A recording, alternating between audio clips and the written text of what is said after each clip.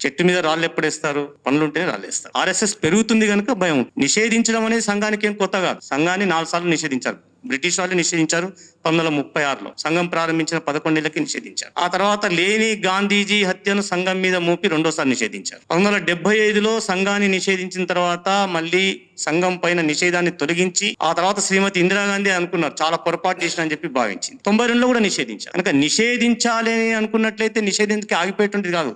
సంఘం ఏదో ఒక నలుగురితో ఏదో ఒక గ్రామంలో ఒక చోట ఉన్నట్టు అది ఒక మహా ఉద్యమం. ఇది సమాజంలో అంతర్భాగం అనేటువంటిది. ఎక్కడ నిషేధిస్తారు మీరు? అసలు నిషేధించడానికి మీరెవరు? మీరు ఎక్కడున్నారు కనుక నిషేధిస్తారు? మీ అస్తిత్వం ఎక్కడుంది కనుక నిషేధిస్తారు? కనుక ఇది కొన్నిసార్లు వాళ్ళ అవసరం కోసం మాట్లాడుతుంటారు. ఎవరైతే నిషేధించమని చెప్పారో వాళ్ళు గతంలో కూడా నిషేధించి భంగపడ్డారు. పొరపాటైందన్నారు. 49లో గాంధీజీ హత్య చెప్పినప్పుడు నిషేధించినటువంటి వాళ్ళే ఆ తర్వాత పొరపాటైందని చెప్పి ఒప్పుకొని మళ్ళీ చేయమనేటువంటి మాటలు మాట్లాడారు. 75లో రాజకీయ అవసరం కోసం నిషేధించారు. తమ రాజకీయ అధికారాన్ని కాపాడుకోవడానికి కోసం నిషేధించారు. కనుక సంఘాన్ని నిషేధించడం అనేటువంటిది సాధ్యం కాదు. సంఘం పూర్తి డెమోక్రటిక్ ఆర్గనైజేషన్. ఒకవేళ దేశభక్తిని నిషేధించాలనుకుంటే సంఘాన్ని నిషేధించవచ్చు. మంచితనాన్ని నిషేధించాలనుకుంటే సంఘాన్ని నిషేధించవచ్చు. పర్యావరణ హితాన్ని, కుటుంబ విలువలని, తర్వాత రాజ్యాంగబద్ధమైనటువంటి సూత్రాలని, స్వ ఆర్థిక విధానాలని నిషేధించాలనుకుంటే ఆర్ఎస్ఎస్ నిషేధించవచ్చు. ఏ కారణం మీద ఆర్ఎస్ఎస్ నిషేధిస్తారు? ఆర్ఎస్ఎస్ చేసినటువంటి తప్పేమిటి? కనుక ఇదేదో వాళ్ళ రాజకీయ అవసరం కోసం మాట్లాడుకునేటువంటి విషయాలు ఉండొచ్చు.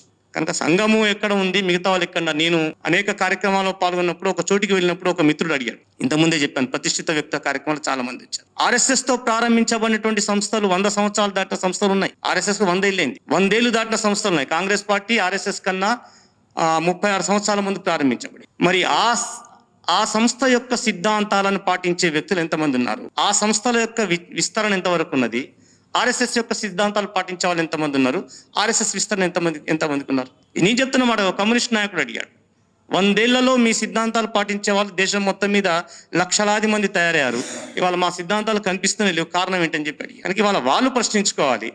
నిషేధిస్తే ఆగేటువంటి సంస్థ సంఘం కాదు. వందే మాతరం అనేది ఆర్ఎస్ఎస్ ప్రార్థన కాదు. వందే మాతరం జాతీయ గీతం. స్వాతంత్ర పోరాటం సందర్భంగా లక్షలాది మందికి స్ఫూర్తినిచ్చినటువంటి గీతం వందే మాతరం. ఒక దేశంలో ఒకే జాతి ఉంటుంది. భారతదేశం అంతా ఒకే జాతి. ఒకే జాతి సూత్రం ఈ దేశంలో నడిచినటువంటి నాళ్ళు వందే మాతరం గీతం లాంటివి అంగీకరించారు. వందే మాతరంలో ఉండేటువంటి వందే మాతరం అంటే అర్థం ఏంటి? మాత నీకు వందనం, ఓ తల్లి నీకు నమస్కారం అన్నాడు. వందే మాతరంలో చెప్పబడిన విషయాలు ఏంటి? భారతదేశం యొక్క గొప్పతనం చెప్పబడింది. సుజలమైనటువంటి దేశము, సుఫలమైన దేశము, సస్యశ్యామలమైనటువంటి దేశము, కోటి మంది ప్రజలు స్తుతించేటువంటి దేశము, దుర్గామాత అని చెప్పి పాడారు. ఈ దేశం ఒక మట్టి ముద్ద కాదు, ఈ దేశం ఒక భారతమాత యొక్క సజీవ సాక్షాత్కారం అని చెప్పారు. మీ అందరూ తెలుసు, వందే మాతర గీతం రాసినటువంటి 10-12 ఏళ్ల తర్వాత వందే మాతర గీతం ప్రాచుర్యంలోకి వచ్చింది. ఎందుకు? 1905లో లార్డ్ కర్జన్ బెంగాల్ విభజన చేశాడు. బెంగాల్ విభజన అక్కడి ప్రజలు ఒప్పుకోలేదు. బెంగాల్ విభజనకు వ్యతిరేకంగా బెంగాలే కాదు యావత్ భారతదేశం కూడా ఉద్యమించింది. ఆ ఉద్యమానికి వాళ్ళకు స్ఫూర్తినిచ్చిన నినాదం ఏంటంటే వందే మాతరం. వందే మాతరం అనేటువంటి నినాదం వాళ్ళ స్ఫూర్తినిచ్చింది. 6 సంవత్సరాల తర్వాత 1911 వచ్చేసరికి కర్జన్ 2 అడుగులు వెనక్కేసి పొరపాటు అయిపోయింది అని చెప్పి బెంగాల్ విభజనను ఆపుకున్నాడు. ఎందుకు? వందే మాతరం ఇచ్చిన స్ఫూర్తితోటి దేశ ప్రజల యొక్క పోరాట పటిమను చూసిన తర్వాత. మరి ఇదే వందే మాతర గీతము, సంపూర్ణమైన వందే మాతర గీతము ఇప్పుడు మనం పాడుతున్నాం. కానీ వందే మాతర గీతంలో మాకు కొన్ని అభ్యంతరాలు ఉన్నాయని చెప్పి ఆనాడే కొద్దిమంది అభ్యంతరం చెప్పారు. 1926లో కాకినాడలో జరిగినటువంటి కాంగ్రెస్ సభల్లో విష్ణు దిగంబర్ పులస్కర్ వందే మాతర గీతాన్ని పాడుతుంటే, ఈ గీతంలో మాకు మా మతానికి నచ్చదు అని చెప్పేటువంటి పేరుతోటి 2 అలీ సోదరులు బహిష్కరించారు. ఆ రోజు వందే మాతర గీతాన్ని దురదృష్టవశాత్తు అది పూర్తి గీతం కాకుండా కేవలం 1 స్టాంజా 2 స్టాంజాలు మాత్రమే పాడేటువంటి అలవాటు చేశారు. దేశము స్వాతంత్రం పొందిన తర్వాత, దేశ ప్రజలు జాగృతమైన తర్వాత సంపూర్ణ వందే మాతర గీతాన్ని పాడడం అనేది ఇప్పుడే అలవాటు అవుతున్నది. కనుక వందే మాతర గీతాన్ని పాడడం అంటే దేశాన్ని ప్రార్థించడము, ఈ భూమిని ప్రార్థించడము, జాతీయ గీతాన్ని ప్రార్థించడము. జాతీయ గీతాన్ని మేము పాడడము, లేకపోతే దేశభక్తిని మేము అంగీకరించము, ఈ దేశం యొక్క అస్తిత్వాన్ని మేము అంగీకరించమన్నట్లయితే వాళ్ళను ప్రశ్నించాలి, మీరు ఎందుకు పాడట్లేదని చెప్పి. కనుక వందే మాతర గీతం పాడని వాళ్ళందరూ కూడా వాళ్ళు ఈ దేశ ప్రజలా కాదా అని వాళ్ళు ప్రశ్నించుకోవాలి. ఈ దేశంలో ఉన్నప్పుడు ఈ దేశ గీతం పాడాలి, జాతీయ గీతం పాడాలి. కనుక వాళ్ళు ఆలోచించుకోవాలి. అందులో ప్రజాప్రతినిధులైనటువంటి వాళ్ళు కూడా ఇలా చేయడం అనేటువంటిది ఏదో ఆర్ఎస్ఎస్ పాటనో ఇంకేదో పాట అనుకుంటే పాడలేదంటే పర్వాలేదు. జాతీయ గీతము బంకిం చంద్రుల వారు రాసినటువంటిది, స్వాతంత్ర స్ఫూర్తిని కలిగించినటువంటి విషయము. కేవలం వందే మాతరం నినాదంతోనే అనేక మంది బలిదానాలు చేశారు. భగత్ సింగ్ లాంటి వాళ్ళు వందే మాతరం చెప్పారు. అలాంటి గీతాన్ని మేము పాడమంటే ఎలాంటి వ్యక్తులు వాళ్ళు? వాళ్ళ గురించి నేను ప్రత్యేకంగా మీకు వివరించాల్సిన అవసరం లేదు. వాళ్ళు దేశానికి అనుకూలురా, దేశానికి వ్యతిరేకులా వాళ్ళు ఆలోచించుకోవాలి. రాష్ట్రీయ స్వయం సేవక సంఘం 1925లో ప్రారంభించినప్పటి నుంచి ఇప్పటి వరకు 100 ఏళ్లలో కాలానుగుణంగా అనేక రకాలైన మార్పులు చేసుకుంటూ వచ్చింది. పెద్ద విశేషం ఏం కాదు, ఒక సహజమైనటువంటి మార్పు. ఒకప్పుడు దేశం మొత్తం మీద సంఘము 5 క్షేత్రాల్లో ఉండేది. దేశం మొత్తం మీద సుమారుగా ఒక 20-22 ప్రాంతాలుగా ఉండేది. ఎలా అయితే సంఘ కార్యక్రమం పెరుగుతుందో అలా కార్యాన్ని ఇంకా ఎక్కువగా దృఢీకరించడానికి కానీ పటిష్టీకరించడానికి విస్తరించడానికి వీలుగా చిన్న చిన్న క్షేత్రాలని సంఘం చేస్తూ వచ్చింది మొదటి నుంచి కూడా. అంటే వికేంద్రీకరణ, పని అంతా కేంద్రీకరణ కావడం వల్ల ఇన్ని కార్యక్రమాలు ఇన్ని శాఖలు నడపడం కష్టమవుతుంది. కనుక వికేంద్రీకరణ చేశాం. ఒకానొకప్పుడు 1990 వరకు తెలంగాణ ఆంధ్రప్రదేశ్ కలిపి ఒకటే రాష్ట్రంగా ఉండేది. అలాంటి తెలంగాణ ఆంధ్రప్రదేశ్ కలిపి ఆంధ్ర ప్రాంతం అని చెప్పేవాళ్ళం. అప్పుడు 90లో ఆర్ఎస్ఎస్ శాఖలు 1800 అయినప్పుడు కనుక 1800 శాఖలు ఒకే నాయకత్వంలో కష్టం కనుక 2 ప్రాంతాలు చేయాలనే పేరుతోటి తూర్పు ఆంధ్రప్రదేశ్, పశ్చిమ ఆంధ్రప్రదేశ్ పేరుతోటి అప్పుడు 2 ప్రాంతాలు చేసి అప్పటి నుంచి 90 నుంచి 2014 వరకు అదే పద్ధతిలో సుమారుగా 25 సంవత్సరాల పాటు సంఘ శాఖలు కొనసాగింది. ఆ తర్వాత 2014లో తెలంగాణ ఏర్పడిన తర్వాత అందరి రాకపోకలు వీటిని సులభాన్ని దృష్టిలో పెట్టుకొని కార్యక్రమాల యొక్క దీన్ని దృష్టిలో పెట్టుకొని అప్పుడు ఆంధ్రప్రదేశ్, తెలంగాణ అనేటువంటి ప్రాంతాలతో మళ్ళీ రీఆర్గనైజ్ చేయడం. కనుక ఇలా సందర్భం వచ్చినప్పుడు జిల్లాలను, ప్రాంతాలను, విభాగులను వీటన్నిటిని కూడా విస్తరించడం అనేటువంటిది సంఘం యొక్క పరిపాటి. సుమారుగా ఒక 8-10 ఏళ్ల వరకు సంఘ శాఖలు 55,000 అలా జరుగుతుండేది 2018-19 వరకు కూడా. ఇప్పుడు సంఘ శాఖలు వేగంగా పెరుగుతున్నాయి. మీ అందరికి ఇంతకుముందే మేము చెప్పిన నివేదిక ప్రకారం 89,000 శాఖలు జరుగుతున్నాయి. కనుక ఇన్ని శాఖలని ఇప్పుడు ఉన్నటువంటి 46 ప్రాంతాల ఆధారంగా నిర్వహణ యోజన చేయడం కష్టం. రెండవది, ఇప్పుడు ఉండేటువంటి అనేక మంది కొత్త వాళ్ళు సంఘానికి జోడించబడుతున్నారు. కనుక కార్యం యొక్క వికేంద్రీకరణ చేయాలనే ఉద్దేశంతో ఈ 46 ప్రాంతాలుగా ఉన్నటువంటి వీటిని మొత్తం కూడా 85 ప్రాంతం అనే పదం లేకుండా సంభాగ్ అనేటువంటి పేరుతోటి 85 సంభాగులుగా చేయాలనేటువంటిది సంఘ యొక్క నిర్ణయం. నిన్న జరిగిన అక్కడ ప్రతినిధి సభలో అందరు కార్యకర్తలు చర్చించి అలా నిర్ణయం చేశారు. కనుక 85 సంభాగులుగా 9 క్షేత్రాలు, కొన్ని ప్రాంతాలు కలిపి ఒక క్షేత్రం ఉంటుంది, అలా 9 క్షేత్రాలుగా సంఘ కార్యక్రమాలు జరగాలి అనేటువంటి ఉంది. కనుక ఇంతకుముందు ప్రాంతం అనేవాళ్ళు ఇప్పుడు సంభాగ్ అంటారు. కనుక ఇంతకుముందు ప్రాంతాలు దేశవ్యాప్తంగా మనకున్న 26 రాష్ట్రాలు కావచ్చు, కానీ దాన్ని 46 ప్రాంతాలుగా సంఘం ఇవ్వండి. ఇప్పుడు కేరళ ఉందనుకోండి, కేరళ దక్షిణ, కేరళ ఉత్తర, అట్లాగే కర్ణాటక ఉత్తర, తర్వాత దక్షిణ పేరుతోటి ఇలా తమిళనాడు అలా 2 ప్రాంతాలుగా ఉంది.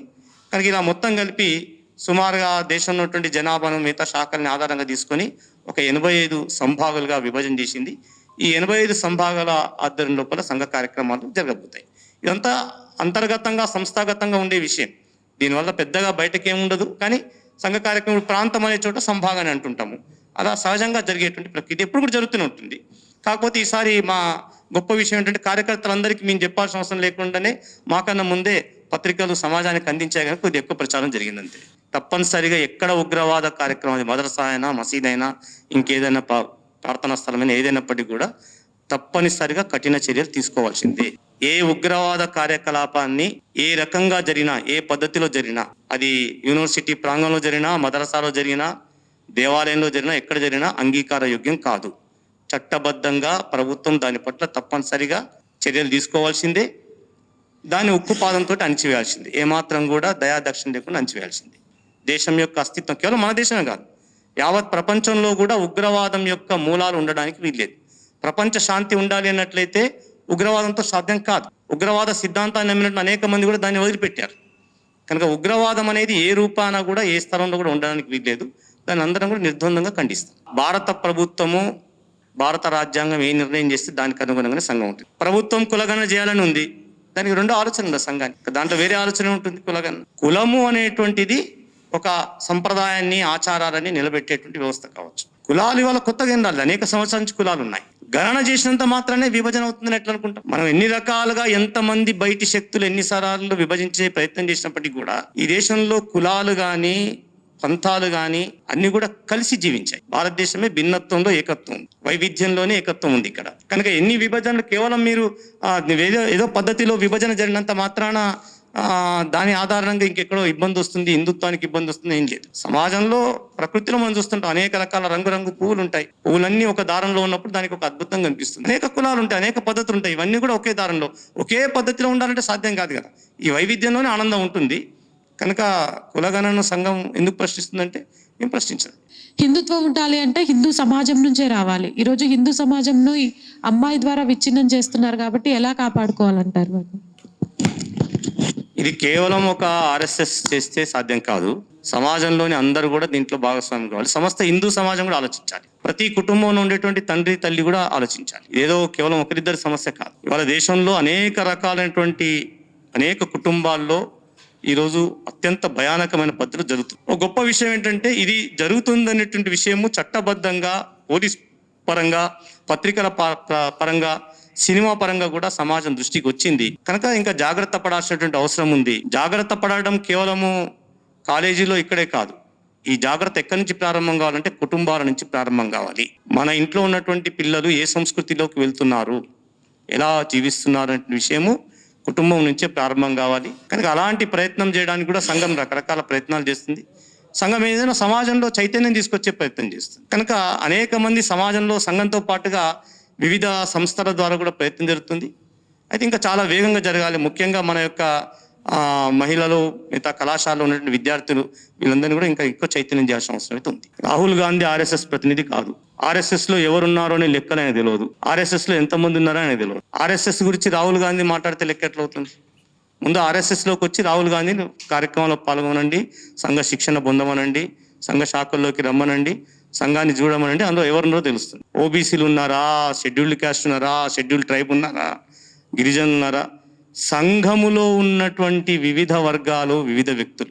సంఘం అంకెలు తీసుకోదు. ఇంకా ఏ సంస్థలు కూడా కనిపించదు. ఎవరైనా బయటి వాళ్ళు వెళ్ళి వివిధ సంస్థలను, ఆర్ఎస్ఎస్ను కనుక వాళ్ళు ఎవరైనా కనుక సర్వే చేసినట్లయితే నిజాలు బయటకు వస్తాయి. సంఘంలో కులం చెప్పుకోం, ఏ కులం అనేది తెలియదు. కనుక ఇందులో ఆర్ఎస్ఎస్లో ఓబీసీలు ఉన్నారా, ఎవరున్నారంటే ఆయనకి ఎట్లా చెప్పగలుగుతారు? కనుక వాళ్ళు ఏదో రాజకీయం కోసం మాట్లాడుతూ ఉంటారు. ఇది ఇవాళ కాదు, గతంలో అనేక సార్లు కూడా అన్నారు. మాట్లాడడానికి వచ్చిన వాళ్ళు కూడా దాన్ని, ఆ విషయాన్ని ఎక్కడ కూడా వాళ్ళు రుజువు చేయలేకపోయారు. ఎందుకంటే ఒక దశలో 1934లో వార్ధాలో జరుగుతున్నటువంటి శిబిరానికి పక్కనే ఉన్నటువంటి ఆశ్రమం నుంచి మహాత్మా గాంధీజీ వచ్చారు. 2000 మంది ఆర్ఎస్ఎస్ శిబిరంలో పాల్గొంటున్నారు. గాంధీజీ అడిగారు, ఇందులో ఎవరైనా షెడ్యూల్డ్ క్యాస్ట్ ఉన్నారని అడిగారు. మాకు తెలియదు, అందరూ హిందువులమే. సంఘంలో ఎవరిని అడిగినా మీరు ఏ కులం అంటే హిందువులు అని చెప్తారు. మేము పలాని కులం అని చెప్పారు. సాధారణంగా హిందుత్వం వచ్చిన వాళ్ళు అదే మాట చెప్తారు. కనుక ఎవరు చెప్పలేదు. గాంధీజీ అనుకున్నారు, అయ్యో ఇంత పెద్ద దాంట్లో ఎవరు హరిజనులు లేరా అని చెప్పి గాంధీజీ అనుకున్నారు. కానీ ఆ తర్వాత ఆయన వ్యక్తిగతంగా ఎంక్వైరీ చేస్తే దాంట్లో చాలామంది హరిజనులు కూడా ఉన్నారని తెలిసింది. ఆడ హరిజనులు ఉన్నారా లేకపోతే ఇంకెవరు ఉన్నారు అనేటువంటిది సంఘం లెక్కలు తీసుకోదు ఎప్పుడు కూడా. ప్రతి వ్యక్తి నేను హిందువునని భావించి వస్తుంటాడు. కనుక రాష్ట్రీయ స్వయం సేవక సంఘం ఇన్ని లక్షల్లో కోట్లలో పెరుగుతున్నది, ఇన్ని గ్రామాల్లో పెరుగుతున్నది అంటే ఓబీసీలు, షెడ్యూల్డ్ క్యాస్టు, షెడ్యూల్డ్ ట్రైబ్ లేకుండా పెరగలుగుతుందా? కనుక ఈ దేశంలో ఉన్న ప్రతి గ్రామంలో, ప్రతి వర్గంలో సంఘం ఉన్నది.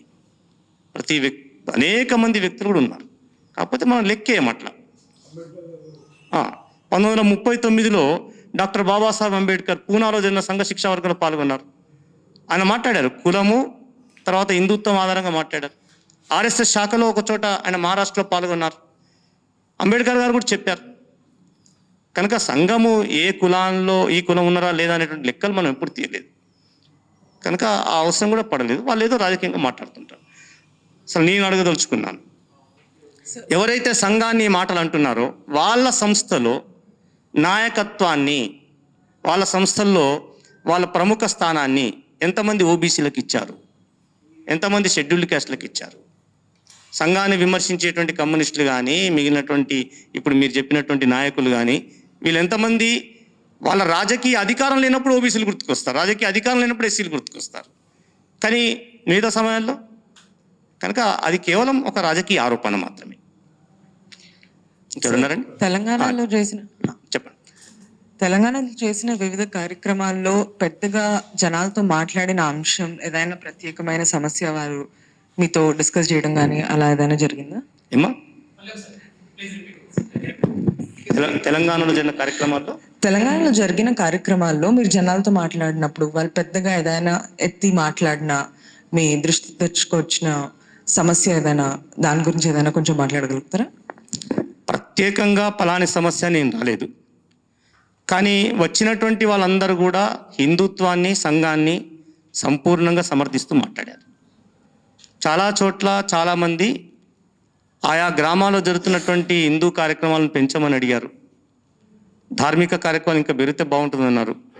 కుటుంబ విలువలు చెప్పినప్పుడు మా కుటుంబంలో కూడా రండి, మా కుటుంబంలో కూడా నేర్పించండి అన్నారు.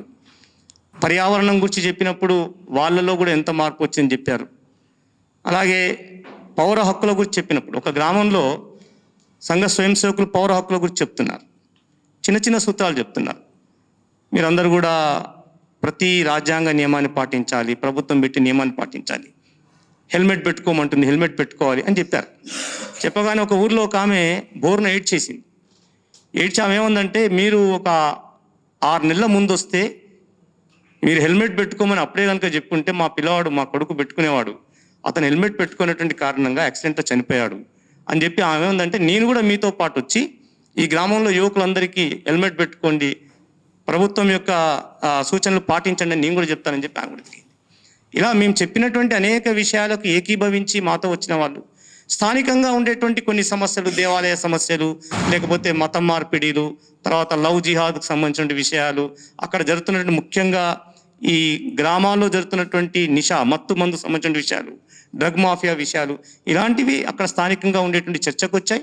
స్థానికంగా ఉండేటువంటి పెద్దలు కూడా దీన్ని మేము పరిష్కారం చేయాలి, మా గ్రామాన్ని కాపాడుకోవాలని కూడా చాలా చోటు చెప్పారు. అంతకుమించి గాంధీ భవన్ వేదికగా మనువాదం గురించి మాట్లాడుతూ ఒక ప్రత్యేకంగా ఒక అగ్రకులంగా చెప్పబడేటువంటి ఒక కులాన్ని కించపరుస్తూ మాట్లాడడం అనేది, అన్ని వర్గాల ఓట్లను పొందిన వ్యక్తి, రాజ్యాంగపరమైన చట్టసభలో ఉన్న వ్యక్తి ఇలా మాట్లాడడంపై మీరేమంటారు? మీరే చెప్తున్నారు, అన్ని వర్గాల నుంచి ఎన్నికైన వ్యక్తి, రాజ్యాంగబద్ధంగా ఎన్నికైన వ్యక్తి. రాజ్యాంగబద్ధంగా ఎన్నికైనటువంటి వ్యక్తి రాజ్యాంగ సూత్రాలకు వ్యతిరేకంగా ఒక సమాజాన్ని, ఒక కులాన్ని, ఒక పద్ధతిని విమర్శించవచ్చా? ఇది రాజ్యాంగబద్ధ సూత్రమా? ఇక్కడ ఉన్నటువంటి అనేక ప్రాంతాలని, భాషలను, జాతులను,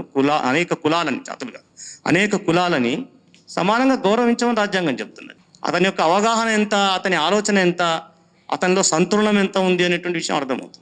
నేను కేవలం ఏదో ఒక మతానికి సంబంధించినటువంటి నాయకుడిగానే ఆయన అనుకున్నాడో తెలియదు మనకు. చివరికి క్షమాపణ చెప్పాడని కూడా విన్నాను నేను. మరి సరే, ఏదో ఆవేశంలో మాట్లాడి ఉంటాడు కనుక అర్థం చేసుకొని క్షమాపణ చెప్పుంటాడు, సంతోషము. కానీ ఎప్పుడైనా గుర్తుపెట్టుకోండి, ఏ కులాన్ని కించపరచడమైనా తప్పే, ఏ మతాన్ని కూడా కించపరచడం అంగీకారయోగ్యం కాదు, రాజ్యాంగ సూత్రాలకు విరుద్ధము. రాజ్యాంగ ప్రతినిధులుగా ఉన్నటువంటి వ్యక్తులు, ప్రజాప్రతినిధులుగా ఉన్నటువంటి వ్యక్తులు ఒక మాట మాట్లాడేటప్పుడు వాళ్ళ యొక్క నాలుక మీద నియంత్రణ పెట్టుకోవాల్సినటువంటి అవసరం ఉంటుంది. లేకపోతే దానికి సంఘం ఏం చెప్పలేదు, ప్రభుత్వం కూడా ఏం చెప్పలేకపోవచ్చు, కానీ సమాజమే దానికి సమాధానం చెప్తుంది. అలాంటి వ్యక్తులకు ఎప్పుడు ఎలా తీర్పు చెప్పాలో సమాజమే తీర్పు చెప్తుంది. కనుక ఈ సంఘ శతాబ్ది సందర్భంగా జరిగేటువంటి హిందూ సమ్మేళనాలు, కార్యక్రమాలకు కూడా మీరు తగినటువంటి ప్రాచుర్యాన్ని ఇవ్వండి. సంఘ కార్యక్రమాలు, దీనికి కూడా సంబంధించినటువంటి జరుగుతున్న కార్యక్రమాలకు కూడా మీ ద్వారా సహకారాన్ని ఆశిస్తున్నాం. ఇంతసేపు పాల్గొన్నందుకు ధన్యవాదాలు మీ అందరికీ.